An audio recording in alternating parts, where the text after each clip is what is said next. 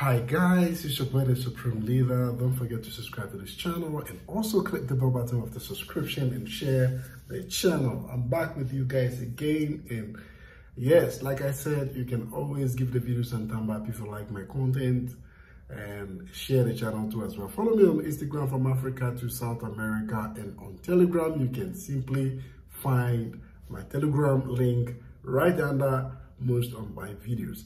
So in this video, I'm simply going to take you guys through some kind of discussion that is going on in Africa about the LGBTQ community, and I want you guys to listen first. Then after that, I will simply also continue to tell you what I have in mind and what I think about this whole thing. Okay, so let me dive in with you guys with this video real quick. Black Americans in the diaspora should stay away from Ghana, Kenya, and Uganda.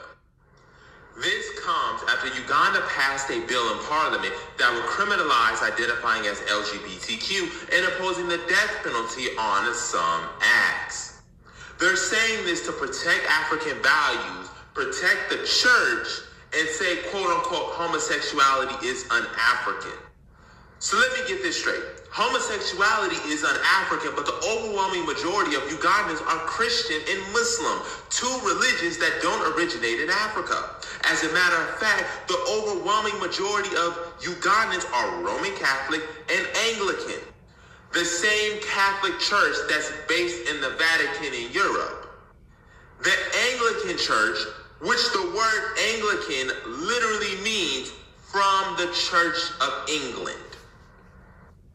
Uganda has no problem letting in white evangelicals, the same white evangelicals that are the most racist, the most anti-black, and the most white supremacists in their beliefs. It has been polled in the United States that white Christians, especially white evangelicals, are more likely to express racist views than white people who are not Christian.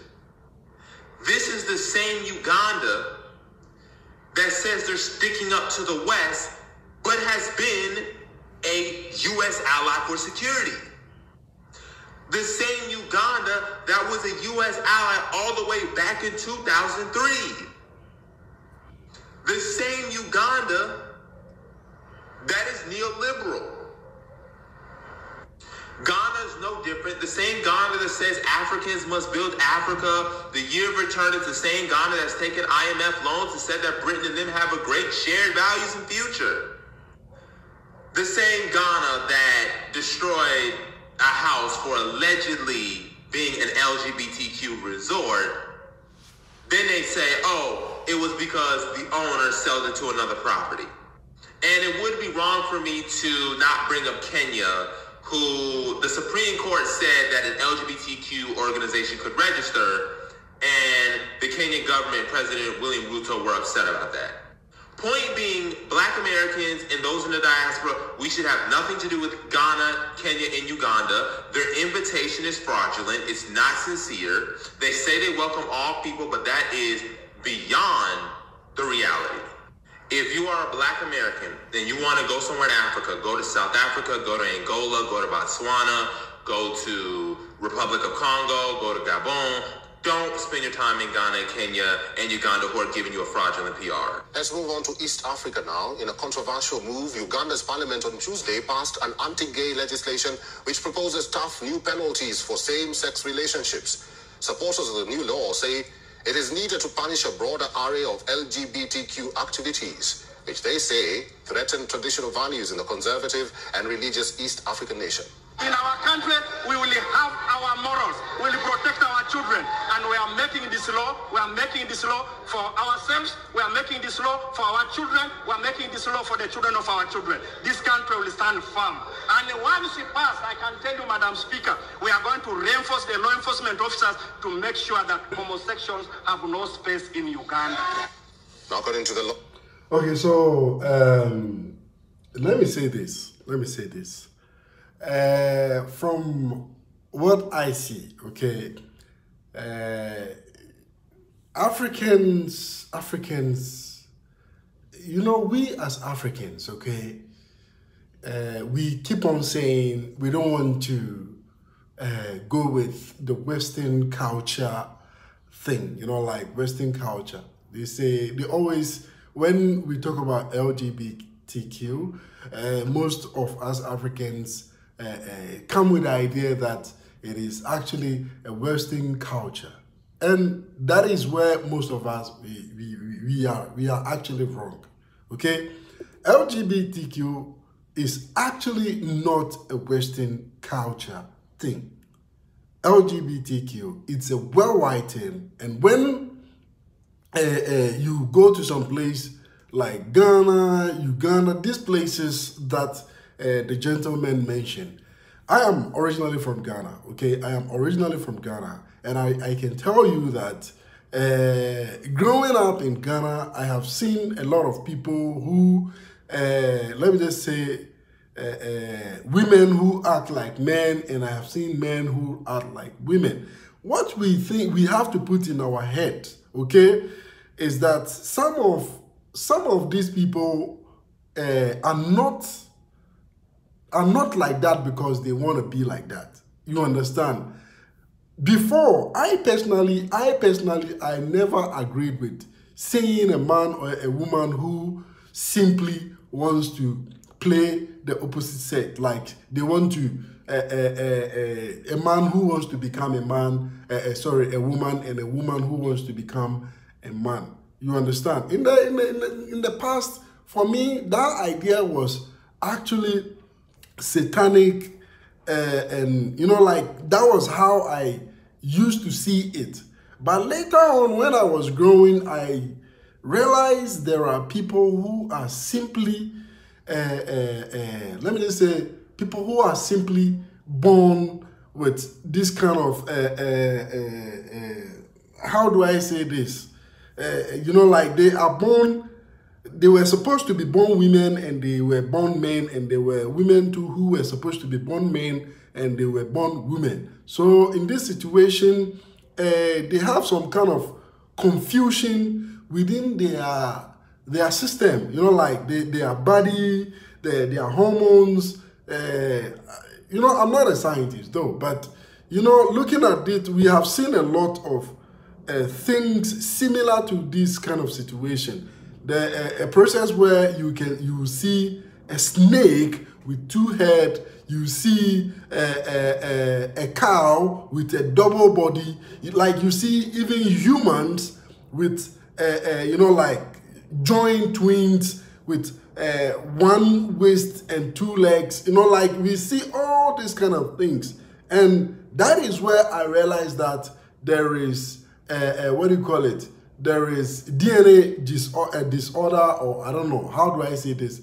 Most of these people have DNA disorder, or they have problems with you know, like with their hormones or whatever it is. You understand? So for me, even though we cannot say all of these people are mistakenly, you know, like they simply had this DNA disorder thing. You cannot say all of these people. We know, yeah, for sure there are some people who like willingly want to become you know, like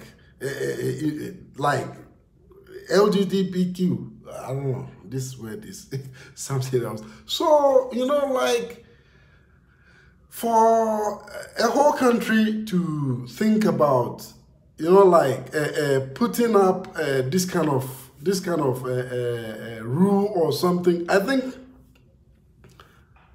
we cannot say, we cannot look at LGBTQ as a Western kind of culture. You understand? The only part we can say is a Western kind of culture is where they allow them to marry. That one we will say it's a Western kind of culture. But for the person to grow up and then become a gay or a lesbian or bisexual or heterosexual or whatever, any type of gender it is, we have to know there is DNA disorder that most fall into, you understand? And then they find themselves in wrong bodies and stuff like that. Me, I used to see these people very satanic, you understand? But now I don't see them like that anymore, because I think whenever we come across these kind of people, we have to rather see why are they like this. We should try to understand why, than rather jump into conclusion to do what? To simply judge them. Let's just continue with this video. For violations under the law draw steep penalties, including death for so-called aggravated homosexuality and life in prison for gay sex. It also criminalizes the promotion of homosexuality and abetting and conspiring to engage in same-sex relationships. The bill marks the latest in a string of setbacks for LGBTQ plus rights in Africa, where homosexuality is illegal in most countries.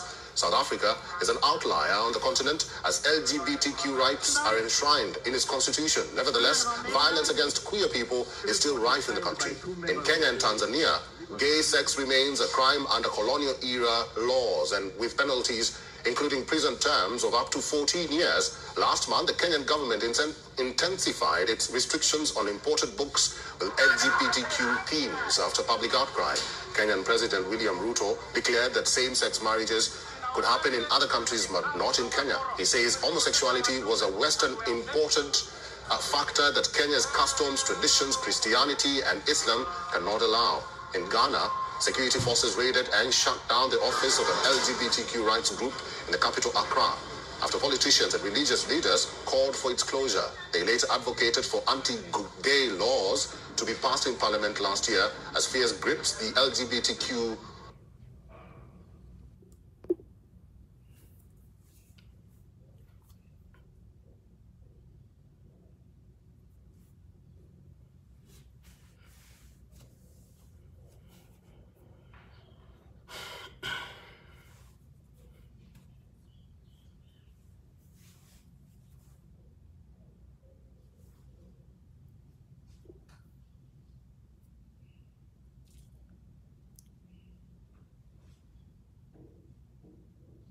Yeah, so like I said, it's actually not a Western culture thing. The part which is Western or Westernized is the part where they bring the two together to marry. You understand? The legalization of the marriage. But apart from that, I don't think there is nothing Western about LGBTQ, because every country around the world, when you go there, you will come across someone who is a female and who acts like a man, and also you come across someone who is a man and acts like a female. You understand? And like I said before, it's because of what? Because of sometimes DNA disorder brings these kind of problems a lot. So I think, to me, we as Africans, we shouldn't let it look like it is a Western culture, because when we talk about Western culture, therefore even Christianity and other religions are also Western cultures. You understand? Even I know that it's always good to look at what you think is going to be good to the society and then choose it for the society. But you have to also remember that even the lifestyle we live as an African till date, we are still living and trying to westernize our countries and stuff like that. So talking about LGBTQ is actually a Western culture. It's not a Western culture, to my opinion, because each and every single country you go, you will most definitely come across someone who is a man or a female who acts like the opposite sex. You understand what I'm saying? But what I can say is Western is the idea of allowing them to do what? To marry each other. You understand what I'm saying? But who am I to judge? I cannot judge, because nobody has died and then come back to tell us what it's really like after death. You understand what I'm saying? So anybody who choose to marry the same sex, or anybody who choose to become the opposite sex instead of the sex they are, it's really their own problem. We cannot take that problem to be our problem. You understand what I'm saying?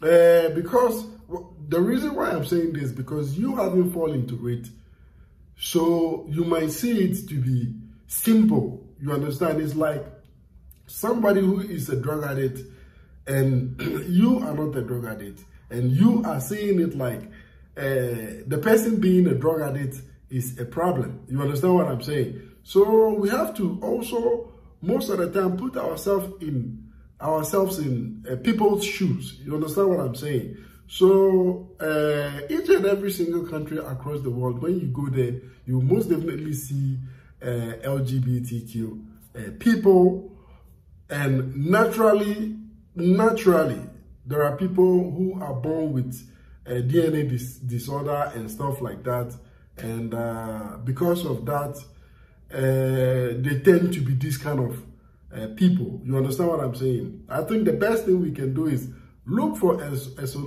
solution, or look for a better way to you know, like, to treat these people. You understand what I'm saying? Like, why we should try to understand why are they like that, why are they choosing that path. You have to try and understand this kind of thing, because when you come and look at my face and tell me that it's a satanic thing, I won't agree with you, because here in Brazil we have a lot of LGBTQ people, in the United States, in Europe, and all these countries which are very developed and are doing well. They have this kind of people in their country, but their country is flourishing, and they are even able to oppress people, and they are able to tell people or tell countries or control countries. You understand? So we shouldn't tune our energy to this particular idea of LGBTQ. We should rather look for a way to better our economy,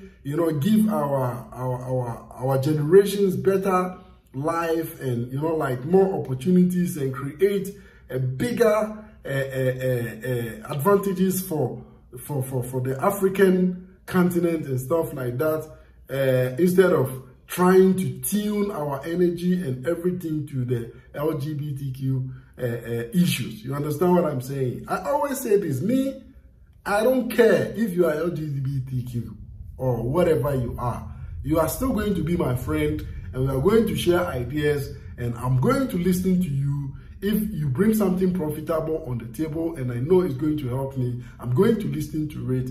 It's just that I'm not LGBTQ, but I am friends with a whole lot of them. So I don't really care who they are. I'm much more focused with my energy to doing something positive for anybody to benefit out of it. So guys, I know most of you won't agree with me, I know, but the fact about me still remains there, that you people have to analyze what I'm saying, because like I said, every country, when you go there, most definitely you come across this kind of people. So guys, it's your boy the Supreme Leader. Don't forget to subscribe to this channel, and I will still bring you guys the content on this particular issue. But maybe later too, I will also bring my wife to tell you guys what she also thinks about the LGBTQ community, or whatever she thinks about it. But anyway, this is